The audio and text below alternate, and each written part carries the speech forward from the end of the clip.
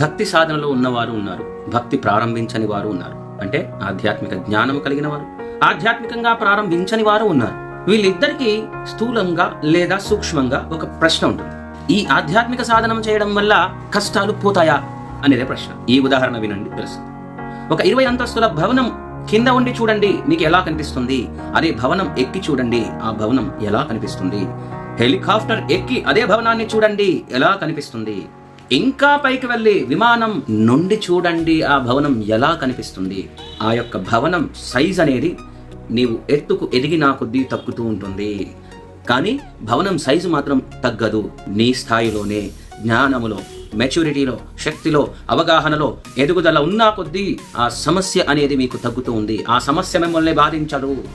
ఈ ఉదాహరణలో ఆ భవనం అనేది సమస్యతో పోల్చండి. కాబట్టి ఆధ్యాత్మికంగా ఎదగండి, శ్రీకృష్ణ భగవానుడికి శరణాగతి పొందండి, భగవద్గీత యథాతథమును తీసుకుని వచ్చి నిత్యం పారాయణం చేయండి. మొదటగా మీరు ఆధ్యాత్మిక అవగాహనలో ఎదగండి, భగవంతుణ్ణి శరణాగతి పొందండి. నీ కోసం, నా కోసం, ప్రతి ఒక్కరి కోసం భగవంతుడు ఒక ప్రణాళికను ఏర్పాటు చేసుకుని ఉన్నాడు. ఆ ప్రణాళిక ప్రకారం మనం ఖచ్చితంగా భగవంతుడి యొక్క కృపను పొందుతాం. ప్రయత్నం మనది, భగవంతుడు ఆ యొక్క ఫలితాన్ని ఇస్తాడు. భగవంతుడికి దగ్గర అవుతాం. చేసి చూడండి, హ్యాపీగా ఉంటాడు. హరే కృష్ణ.